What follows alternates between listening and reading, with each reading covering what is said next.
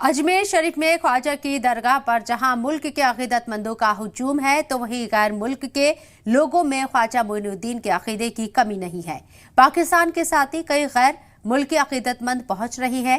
वहीं बांग्लादेश से बड़ी तादाद में ख्वाजा मोइनुद्दीन चिश्ती की ज़ियारत के लिए ज़ायरीन पहुंचे। खबर के मुताबिक करीब 400 से ज्यादा लोग अकीदत के लिए पहुंचे हैं। बांग्लादेशी ज़ायरीन ने ख्वाजा के मज़ार पर चादरपोशी की।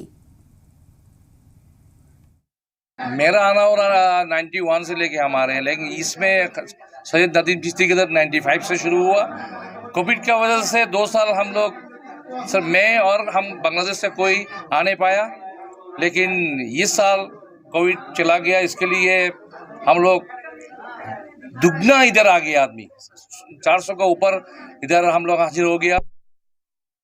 इस साल भी बांग्लादेश से ज़ायरीन जो है हर साल की तरह इस साल हुजूर गई नवाज़ की बारगाह में जो डेलीगेशन आता है 450-500 आदमी हुजूर गई नवाज़ की बारगाह में आए, और 2 साल जो है कोविड की वजह से नहीं आ सके, इसलिए हुजूर की बारगाह में 450-500 आदमी ये हमारे पास में चिटांग बड़ी नदीम चिश्ती के पास आए।